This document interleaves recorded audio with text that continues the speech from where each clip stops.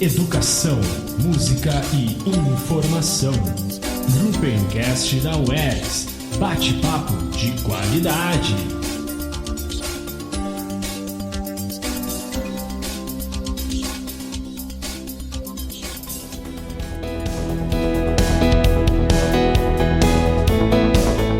Olá a todos e todas. Estamos aqui no nosso episódio do Gruppencast, que é mais um dos projetos dos grupos de pesquisa e extensão, Gruppen e Artcid, da Universidade Estadual do Rio Grande do Sul. É uma satisfação estar aqui e hoje nós teremos a alegria de conhecer uma pessoa maravilhosa, que é a professora Maria da Graça Gomes Paiva. Nós teremos então uma conversa muito legal com ela, mas primeiro é importante conhecer um pouco do currículo da professora Maria da Graça. Quero dizer que eu direi apenas algumas partes principais, mas é uma pessoa maravilhosa que tem uma trajetória riquíssima. Pois então, a professora Maria da Graça Gomes Paiva, ela possui graduação em Letras pela Universidade Federal do Rio Grande do Sul, tem mestrado em Linguística Aplicada e Estudos da Linguagem pela Pontifícia Universidade Católica de São Paulo. Tem também o doutorado em Educação pela Pontifícia Universidade Católica do Rio Grande do Sul, a nossa PUC. Ela fundou e coordenou por 15 anos o Núcleo de Apoio Pedagógico do Rio Grande do Sul, o NAP, promovendo cursos, capacitações, palestras, eventos e consultorias para escolas públicas, privadas e também para empresas. A professora Maria da Graça, ela foi consultora técnica sênior da Unesco nos períodos de 2004 a 2010, trabalhando então nos programas Primeira Infância Melhor, o PIM, onde também coordenou a criação e implementação do PIM na diversidade para comunidades indígenas e quilombolas e o programa Fundo do Milênio para a Primeira Infância pela Unesco, Gerdau e FMSS. Professora Maria da Graça coordenou o Sarau em Língua Inglesa na Cultura, um evento bimensal na Livraria Cultura Shopping Bourbon Country, em Porto Alegre. E ela fez isso de 2003 a 2013, então 10 anos exitosos nesse trabalho. A professora Maria da Graça, isso é muito importante dizer, que nos orgulha muito, foi senadora suplente no Senado Federal nos anos de 2006 a 2014. Também, o que me alegra demais, porque consegui conviver com a professora Maria da Graça, ela foi secretária municipal adjunta de Educação no município de Porto Alegre nos anos de 2012 a 2016 e acumulou as funções entre 16 de dezembro de 2013 até o final da gestão no programa Primeira Infância Melhor Porto Infância Alegre, o nosso chamado PIMPA. E eu conheci muito o trabalho da professora Maria da Graça. Coordenadora da Coordenadoria da Criança e do Adolescente do Departamento de Direitos Humanos e Cidadania da Secretaria Estadual de Desenvolvimento Social, Trabalho, Justiça e Direitos Humanos. Diretora do Departamento de Direitos Humanos e Cidadania da mesma secretaria. Trabalho intenso. Fundadora e coordenadora do Centro de Acolhimento ao Adolescente Dependente Químico e o Pacto, Prefeitura Municipal de Porto Alegre, Departamento de Saúde Mental da Secretaria Municipal de Saúde. Isso foi de abril de 2019 a março de 2020. Professora Maria da Graça, nos anos de 2017 a 2019, foi coordenadora estadual do programa Criança Feliz, que é uma política pública nacional das infâncias e também coordenadora dos processos de alinhamento e de implementação das duas políticas, o PIN e o PCF, que é o Programa Criança Feliz no estado do Rio Grande do Sul.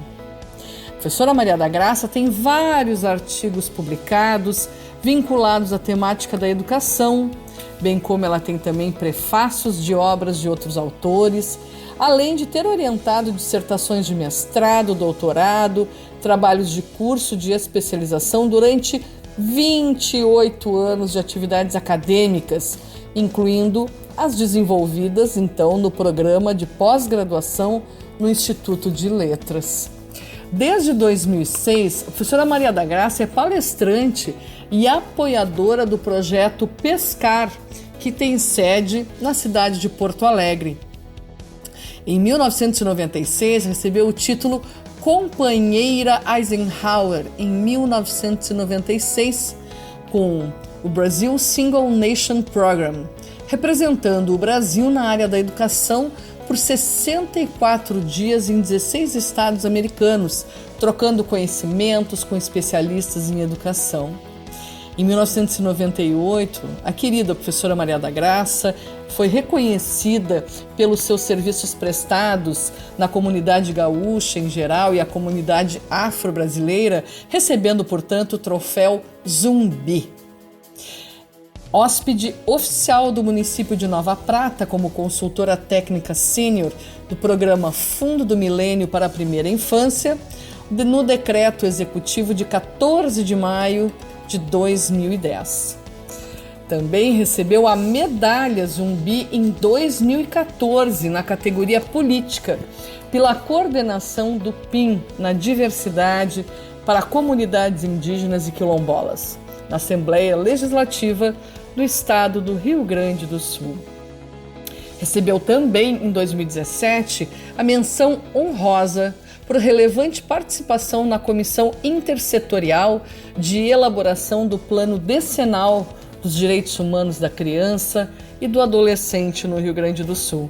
Portanto, minha gente, nós estamos aqui para conversar um pouco com essa pessoa maravilhosa que tem um lindo currículo, uma mulher com um trabalho incomensurável e que a gente vai ter então a oportunidade de conhecer um pouquinho nesse nosso encontro do Gruppencast da Universidade Estadual do Rio Grande do Sul. Vamos, portanto, conhecer o que a professora Maria da Graça tem para nos dizer. Prezada professora doutora Maria da Graça Gomes Paiva, é uma grande alegria tê-la conosco nessa conversa.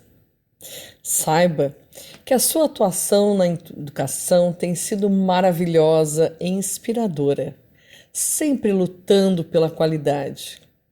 E se tratando das crianças, vale dizer que a professora Maria da Graça, ela trabalhou incansavelmente com as crianças, com os bebês e suas famílias. A luta maravilhosa, incansável, um trabalho lindo. A senhora poderia, portanto, nos falar sobre como foi a criação do programa Primeira Infância Melhor no âmbito do Governo Estadual do Rio Grande do Sul? Qual foi a sua participação neste programa, professora Maria da Graça? Fico muito honrada com esse convite para participar dessa conversa, deste bate-papo, que muito me honra, porque tenho que trazer as lembranças de momentos profissionais muito marcantes na minha vida. Saio da universidade em 2003, faço seleção para a Unesco, e vou participar, então, do programa Primeira Infância Melhor, PIN. Para quem vinha de toda uma vida acadêmica com língua inglesa, na área de linguística aplicada, foi a grande virada que eu fiz na minha vida profissional ao aceitar e fazer a seleção para o Primeira Infância Melhor. O PIN, ele nasce a partir de um modelo cubano chamado Educa Tu Hijo. Eu fui uma das pessoas, das técnicas treinadas, capacitadas pelas doutoras cubanas que vieram ao Brasil, pelo convênio que o governo do estado fez com Cuba, e foi, obviamente, adaptada à nossa cultura, enquanto uma política de Estado intersetorial, com foco na primeira infância, em especial de 0 a 5 anos, mas que hoje respeita a legislação no sentido de focar mais de 0 a 3. Enquanto política intersetorial, com foco no desenvolvimento integral da primeira infância, ele nasce como um programa, mas graças à Lei Estadual 12.544, de 3 de julho de 2006, passa a se instituir como parte do Estado enquanto lei estadual e foi depois atualizada pela Lei 14.594, de 28 de agosto de 2014. O PIN, então, ele é parte integrante da Política Estadual de Promoção e Desenvolvimento da Primeira Infância e tem essa marca da intersetorialidade que era grande inovação ou ineditismo enquanto política das infâncias. Eu fiz parte, então, enquanto técnica sênior da Unesco, da equipe chamada de Grupo Técnico Estadual, que é a equipe que tem até hoje como multidisciplinar, responsável pela implantação e implementação do programa, e pelo meu conhecimento de inglês e pelo meu doutorado, assumi outros desafios dentro do programa, de participar, inclusive, de congresso internacional apresentando Primeira Infância, tanto na própria Cuba, anos depois. Também apresentei num congresso internacional na Polônia. E os 2 artigos que foram publicados do PIN e depois, mais tarde, de outra política que eu participo, hoje fazem parte da Universidade de Colômbia, nos Estados Unidos, num volume que era sobre primeira infância. E junto ao PIN, entro em 2003, quando o programa está se implementando, e ele tem essa característica de se constituir como uma gestão de várias secretarias: educação, saúde, assistência social, cultura, mas nos municípios são basicamente as 3, educação, saúde e assistência social. E por toda a minha experiência, participei com as técnicas das capacitações dos visitadores, das capacitações dos técnicos nos municípios para a implantação dos programas, da sensibilização dos gestores quanto à importância deste programa. Por quê? Porque é uma política intersetorial de larga escala de Estado que ela complementa essa carência que temos até hoje de vagas nas nossas creches, nas nossas escolas infantis, melhor dizendo, para atender a demanda que temos. E temos aí um foco também muito forte do programa junto a famílias em situação de vulnerabilidade social, em especial das nossas comunidades, que carecem de um suporte, de um apoio, de orientação para melhor construir a relação pais e filhos e também o desenvolvimento saudável e integral das crianças. Se me perguntar qual é o objetivo do PIN, sempre eu gostei de repetir que na época, a palavra forte era orientar as famílias a partir de sua cultura e experiências, ou seja, respeitando a cultura local da comunidade, da família, para que promovam o desenvolvimento integral de suas crianças de 0, desde a gestação até os 5, mas com ênfase de 0 a 3. Hoje, a primeira palavra orientar foi substituída por apoiar, porque o grande papel realmente é da família, da comunidade, além da escola, neste processo de relação com essas crianças. Mas eu entro no programa a convite do então, na época, que assumiu como secretário da Saúde do Estado, que era o Dr. Osmar Terra, e ali dentro do programa, 3 anos depois, 2006, eu assumi o desafio, a convite da coordenação, de criar um grupo de estudos e implantar o PIN na diversidade, ou seja, dentro do próprio programa, entendendo como eu entendia que era uma política pública, nós tínhamos que contemplar as comunidades tradicionais, comunidades indígenas e comunidades quilombolas. E todo o estudo antropológico, socioantropológico, com os técnicos do programa, com sociólogos, antropólogos, com especialistas na área dos indígenas e dos quilombolas, nós desenhamos essa proposta dentro do PIN, que era o PIN da diversidade. E foi um grande momento implantando o programa em áreas indígenas, caigangues do estado, em quilombos como lá em Bagé, por exemplo, e em São Lourenço, hoje também tem ainda o programa no quilombo de São Lourenço, e dar acesso a essas famílias a esta grande política. O PIN cresceu e junto com ele eu também cresci muito, aprendendo uma outra pedagogia de trabalho que eu dizia sempre para os visitadores: bem-vindos à escola da vida. Porque entrar nessa cultura, que é a cultura da primeira infância, na alta vulnerabilidade, requer um outro olhar.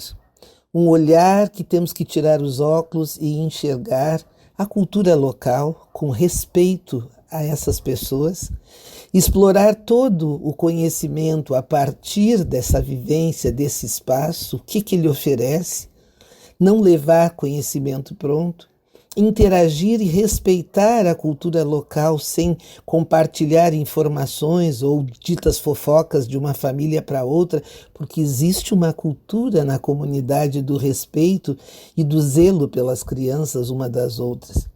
E com isso construir com esses jovens visitadores um perfil profissional diferenciado, seja ele da área da enfermagem, seja ele da área da assistência social, porque nós tínhamos muito aluno e temos ainda visitadores de várias áreas de conhecimento, mas ele tem que ter esse perfil diferenciado para aprender com essa comunidade, compartilhar e ter esse novo olhar. Então o objetivo do PIN é esse. E dentro desse objetivo tem funções muito claras: apoiar e fortalecer as competências familiares, promover a articulação entre as políticas da saúde, proteção básica e educação, prestar apoio educacional complementando as ações da família e das instituições. E a estrutura do PIN é uma estrutura de gestão intersetorial fantástica e única. Temos o Comitê Técnico Estadual, composto por vários profissionais, responsável pelo programa e pelas capacitações e pesquisas. Temos um comitê gestor com as representações destas secretarias, que normalmente é Educação, Saúde, Assistência Social e Cultura, mas nos municípios normalmente predominam as três: Educação, Saúde e Assistência Social. Temos os monitores, que têm a responsabilidade de um número de visitadores sob a sua supervisão. E temos os visitadores, que são os grandes protagonistas do programa, que são esses jovens que vão nas comunidades, que pisam no espaço sagrado da família e fazem todo esse trabalho de apoio, de orientação e de mediação entre os problemas que a família tem e os serviços que o governo oferece, ou o município, para poder suprir essas necessidades. Então, esse trabalho em rede é pioneiro no estado do Rio Grande do Sul. O PIN é uma política pioneira que veio a servir de base mais tarde para o Criança Feliz. E eu participo de toda essa implantação e implementação já depois também, quando eu vou ser secretária municipal de Educação, adjunta de Educação de Porto Alegre, onde eu retomo coordenando o Primeira Infância Melhor Porto Infância Alegre, que é o PIN-PA, que nasceu em Porto Alegre um ano depois do PIN do Estado. E retomo com isso todo esse trabalho inovador, onde se aprende muito a cada dia, com cada visitador, com cada assessor, e se troca muito do ponto de vista intersetorial para buscarmos resolutividade para os problemas que nos são trazidos. Então essa é a minha história, que é uma história que foi construída junto com o próprio programa, da qual guardo muitas boas lembranças, em que eu fui muito desafiada e aprendi muito, porque meu diploma de doutorado, meu diploma de mestrado não me possibilitaram este tipo de conhecimento, porque era uma área específica. Mas no momento da minha aposentadoria, eu parti por essas políticas públicas aonde eu vim aprender a real, a verdadeira situação das nossas crianças da primeira infância nas comunidades. Professora Maria da Graça, sabemos que há alguns anos atrás a senhora atuou na Secretaria Municipal de Educação de Porto Alegre e eu tive a alegria de conviver com a senhora. E também a senhora teve um papel muito importante e uma atuação fundamental na efetivação das políticas para a infância. A senhora poderia falar um pouco a esse respeito para nós? Gosto sempre de lembrar, professora, que quando eu ingressei como secretária municipal adjunta de educação de Porto Alegre em 2012, eu já havia estado na SMED praticamente 5, 6 anos antes para oficializar uma parceria Unesco e SMED para implantação de um programa que na verdade se chamou Fundo do Milênio para a Primeira Infância. E foi realmente fantástico ver, naquela época, a SMED, na área da educação infantil, implantando o Fundo do Milênio para a Primeira Infância, que era uma parceria público-privada entre Unesco, Fundação Maurício Sirotsky Sobrinho, Gerdau, e entraram outros empresários também, como a Corsã aqui do nosso estado. E este programa teve um espaço fantástico de qualificação na história da educação infantil dentro da própria SMED, antes da minha chegada como secretária municipal adjunta. E eu participei de todo esse processo com a equipe da educação infantil.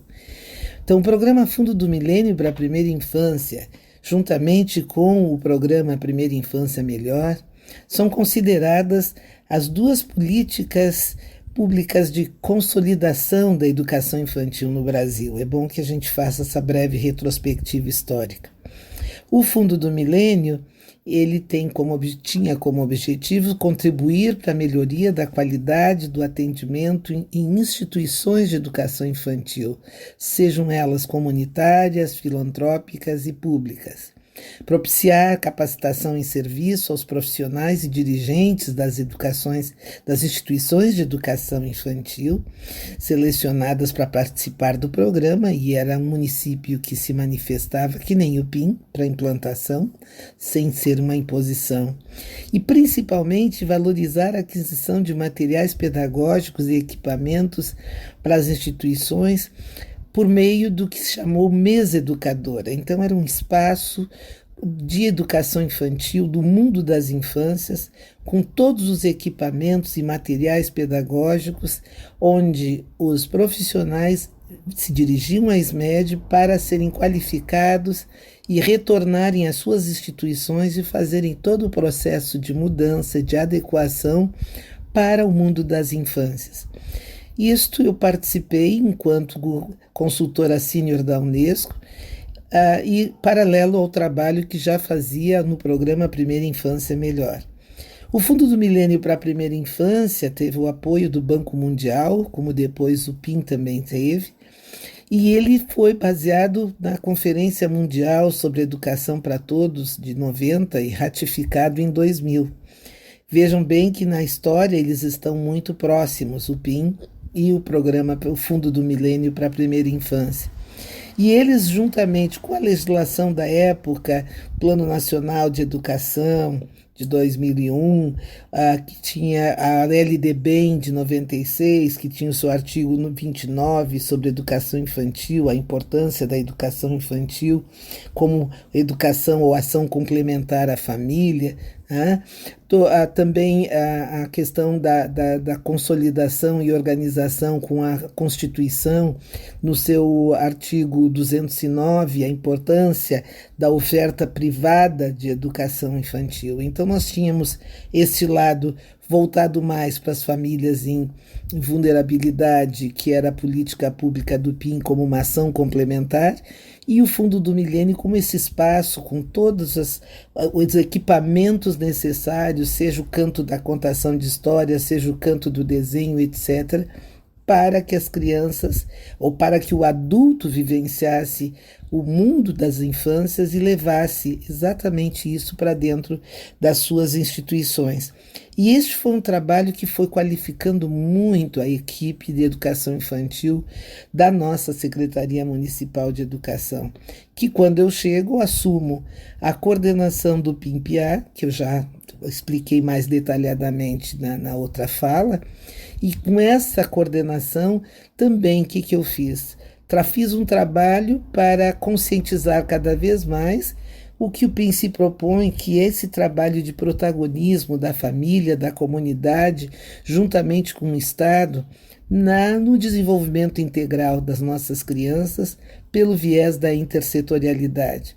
Então, eu tive essa honra de participar dessas duas políticas que, na verdade, elas são as históricas, assim, no sentido deste momento em que a educação infantil deixa de ser aquele viés do assistencialismo, do foco na questão alimentar, que era um marco anterior a todo esse movimento de legislação não só nacional como internacional, e ela passa a ser uma área de investimento no sentido de prevenção do futuro, né, das nossas crianças, em termos de ter todas as suas competências e habilidades trabalhadas e com o apoio e a orientação das competências familiares também. Então, realmente, quando se pensa em políticas públicas, nós não podemos pensar somente no programa Primeira Infância Melhor, mas o papel do programa Fundo do Milênio, que não foi só aqui, também foram em outros estados do país. Eu pude visitar outros estados que tinham mesas educadoras e faziam esse trabalho fantástico. Revolucionou muito o trabalho das infâncias, de respeito àquele estímulo que eu já falava, né, dos espaços de qualidade, das brincadeiras, graças a essas duas políticas, o Fundo do Milênio para a Primeira Infância e o programa Primeira Infância Melhor. Com relação, professora Maria da Graça, aos cuidados no início da vida, no seu entendimento, quais têm sido os desafios para assegurar uma boa qualidade de vida aos bebês e suas famílias, principalmente para os que se encontram em estado de vulnerabilidade social? Sua pergunta, professora Cristina, sobre os desafios, uma boa qualidade de vida aos bebês, especialmente os que estão em vulnerabilidade social. O desafio é a palavra mais forte nesse momento que estamos vivendo da pandemia e da pós-pandemia, que alguns já chamam. Mas, por outro lado, é isso contraditório. É o desafio, ou são desafios, a proteção e o estímulo. Mas de que proteção e de que estímulo estamos falando quando pensamos na questão da alta vulnerabilidade, não só na alta vulnerabilidade, mas nas nossas crianças em geral? A proteção entendida como nutrição afetiva, mais a alimentação, mais a segurança, e o estímulo pensando em experiências positivas de carga afetiva, de brincadeiras, também, de novo, vinculadas à alimentação. Isso tudo é o que vai potencializar os famosos 1000 dias das nossas crianças. A gente tem que lembrar que esses 1000 dias, que são frutos de estudos da área das neurociências, nos dizem que de 0 até esses 2 anos de idade, ou seja, da gravidez aos 2 anos, são os grandes momentos das janelas de oportunidades, que se diz, de bilhões de neurônios que se desenvolvem, mas ao mesmo tempo que são podados do ponto de vista neural, para garantir essa sustentabilidade afetiva e de qualidade de vida que os nossos bebês vão ter para o seu próprio futuro. Então eu diria assim, nessa alta vulnerabilidade, pensando nos 1000 dias, que é da gravidez até os 2 anos, pensando na própria infância, que é até os 6 anos, segundo o marco legal da primeira infância, o que nós precisamos lembrar, em primeiro lugar, além da garantia da segurança alimentar, que está tão difícil agora, nós estamos num período de insegurança alimentar muito forte, muito preocupante, nós temos de novo que lembrar que são fatores como ambiente, como o afeto, como a linguagem, como o toque, esses componentes que estão lá como base dessa proteção integral que precisamos dar, do ponto de vista afetivo e alimentar e de segurança, e desses estímulos, que não é só dar tarefas, mas sim exatamente propiciar esses espaços. Isto é a base para garantir depois uma pré-escola saudável, que também dará sustentação futura para todo o aprendizado e para toda a vida das nossas crianças. São esses que se tornaram até os maiores desafios nesse momento, quando se pensa em qualidade de vida dessas famílias e dessas crianças. Mas, na verdade, são coisas que não precisam ser compradas, são coisas que vai exigir orientação, informação, apoio a esses pais, para que eles entendam que são esses os ingredientes básicos para garantir essa integralidade saudável das nossas crianças. E isto compete aos serviços que nós oferecemos e às políticas públicas que temos de conscientizar essas pessoas do potencial que elas têm nesse sentido, que depende muito mais dessa consciência da paternidade responsável e de qualidade. Professora Maria da Graça, o que a senhora considera importante de trabalharmos e oportunizarmos as famílias e seus bebês na atualidade, tendo em vista o momento em que ainda vivemos da pandemia da Covid-19? Como podemos, professora, contribuir com a melhoria da qualidade de vida, apesar do distanciamento e dos desafios deste momento? O que é importante trabalharmos, professora, neste momento de pandemia, a despeito de isolamento, distanciamento, não é uma pergunta fácil de responder. Tirei um bom tempo pensando sobre ela, sempre a partir das minhas vivências, das minhas leituras e experiências. Eu resumiria em alguns pontos. Primeiro deles, já somos uma sociedade ainda racista, machista, muito preconceituosa. Então, o primeiro ponto é, nós teremos que ter muito cuidado para não estigmatizar, rotular nossos filhos e os nossos alunos, principalmente nesse retorno à escola, tipo aqueles que não tiveram acesso à internet, aqueles que só trabalharam recebendo material, ou uma coisa muito séria que jamais deveremos dizer, que é a geração da pandemia, uma geração perdida. Não existe geração perdida, sempre há talentos a serem descobertos mesmo numa pandemia, numa situação de guerra ou pós-guerra. A gente tem exemplos concretos disso. Segundo ponto, escuta sem pré-julgamento. Acho que esse momento de escutatório eu tenho até exercitado com várias pessoas que me procuram para conversar via WhatsApp, via internet, e o que mais elas precisam não é de uma fala minha, mas de uma escuta, assim como nossas crianças, nossos filhos, especialmente também os nossos adolescentes e os nossos alunos. Precisamos de uma escuta sem pré-julgamento. Terceiro ponto que eu levantaria é a questão da retomada de alguns hábitos sociais que a pandemia nos roubou, que é essa retomada do sentimento de tribo, de contatos sociais, respeitando todos os protocolos, mas é fundamental e urgente pela nossa natureza humana esse sentimento de pertencimento, pertencimento a um grupo, pertencimento a uma tribo, pertencimento ao meu grupo de familiar, de trabalho. Esse sentimento tem que ser resgatado e com urgência, porque gerou muita depressão, muita tristeza, não só em nós, como nos filhos, nos adolescentes, em todo mundo. E um quarto ponto que eu levantaria é uma coisa que eu sempre defendi, que tem a ver com o propósito de vida, que são os sonhos. Alguns perderam a habilidade, a capacidade, ou está adormecida de sonhar, e sem sonharmos, essa é a base para a gente empreender. Precisamos sonhar para poder empreender e fazer algo que saia do papel e vá para a realidade. Então me parece que esses são os pontos chaves, porque eles vão estar reforçando aquela frase que eu tenho repetido várias vezes hoje: juntos somos fortes. Precisamos nos unir.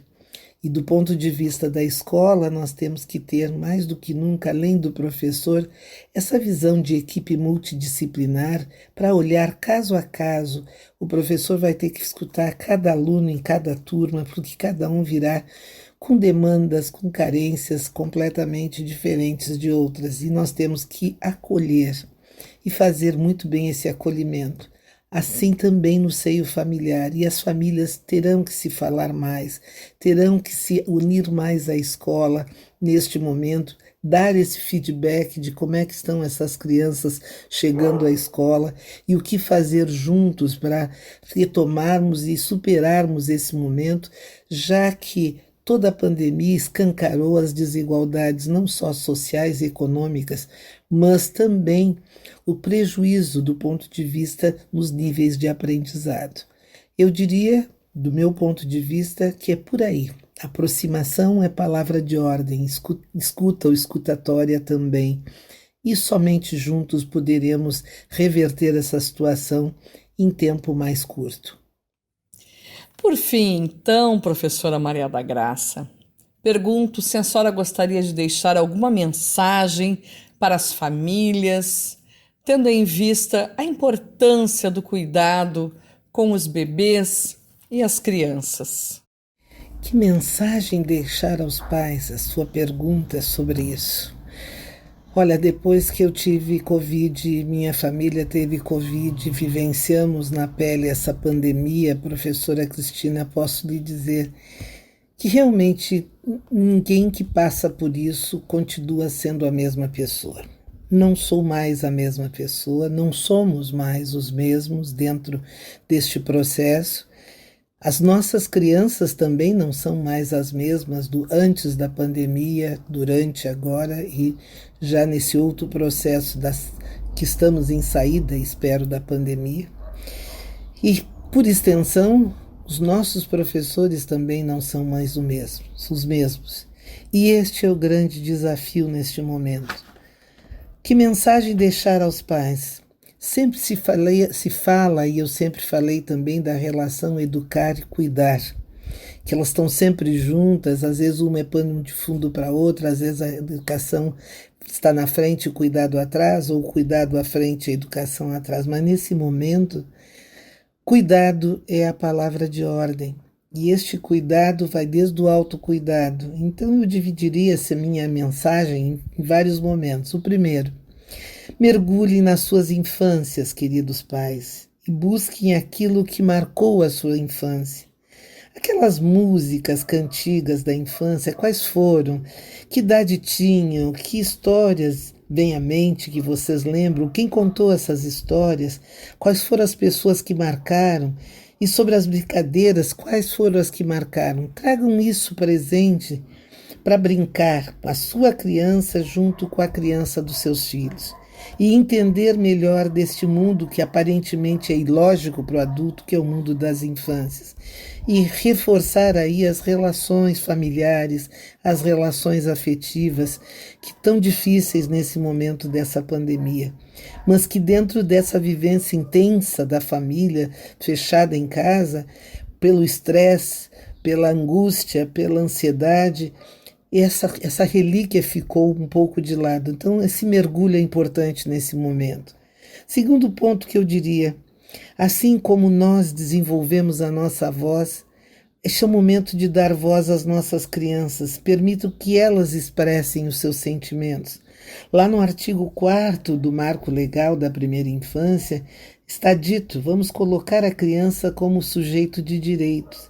E um dos direitos básicos é que elas tenham o direito da voz, né? De reivindicar os seus direitos. Como é que um bebê vai reivindicar os seus direitos? Eu acho que, na verdade, é aqueles componentes que nós já falamos. Ele necessita ter um ambiente que não seja tóxico, que não seja violento, que haja afeto que vai desde o toque, do olhar, do carinho, de uma linguagem que não é a linguagem que eu chamo de cão, que são palavras soltas, mas uma linguagem normal, carregada de afeto. Isto é o que a nosso bebê reivindicaria, segundo esse artigo 4º.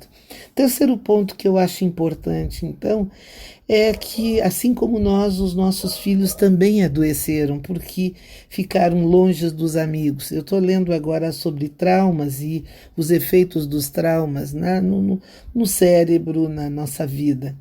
E temos aí que considerar que surgiram traumas do isolamento, a falta dos amigos, trauma de luto que a família vivenciou ou perdeu algum amigo, teve o luto coletivo que se ouve todos os dias, e essa é uma informação que vai nos deixando em pânico também com os dados da própria pandemia, o medo da morte, a ansiedade. Então, todos esses fatores também levaram nossos filhos a algum tipo de doença, entre aspas, né? Isso vai requerer, depois da escola, uma equipe mais multidisciplinar. Não adianta só o professor, porque as demandas e necessidades emocionais aumentaram muito.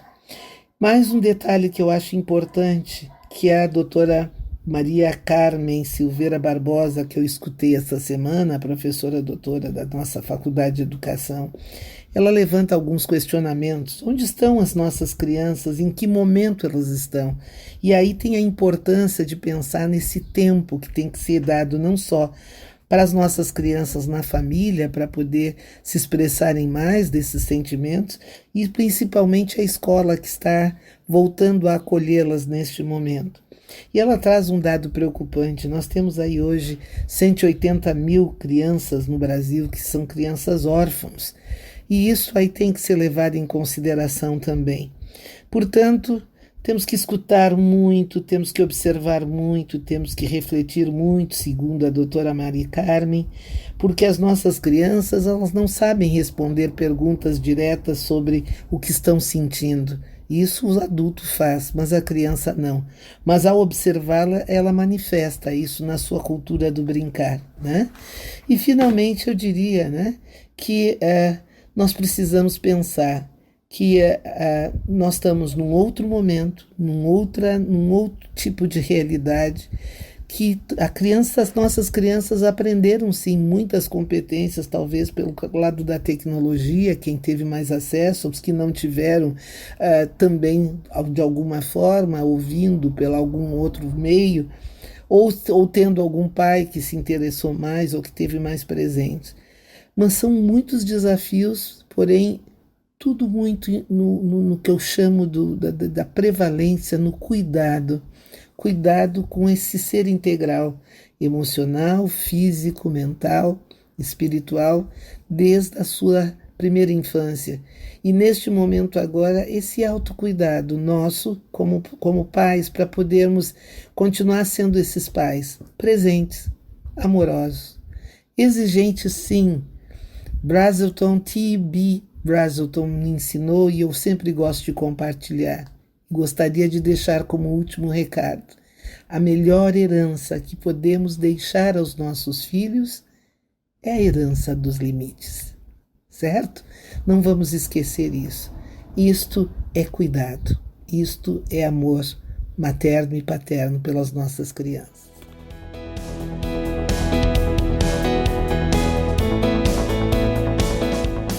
Então tivemos essa maravilhosa entrevista com a querida professora, doutora Maria da Graça Gomes Paiva. Eu agradeço imensamente a participação da professora, agradecemos muito também toda a fala e todo esse resgate histórico das questões relacionadas não somente ao programa Primeira Infância Melhor, Porto Infância Alegre, mas todo o trabalho da querida professora Maria da Graça. Agradeço imensamente e já aproveito para convidar a todos e a todas ficarem atentos e atentas à nossa programação do Grupencast, que é um oferecimento da Universidade Estadual do Rio Grande do Sul por meio dos grupos de pesquisa e extensão, educação musical, diferentes tempos e espaços, e arte, criação, interdisciplinaridade e educação. Nós queremos levar a educação musical, a arte, a literatura, a cultura, a diversos espaços, principalmente neste momento em que ainda nos encontramos no isolamento social ou no distanciamento social. Um grande abraço a todos e a todas e até o nosso próximo episódio.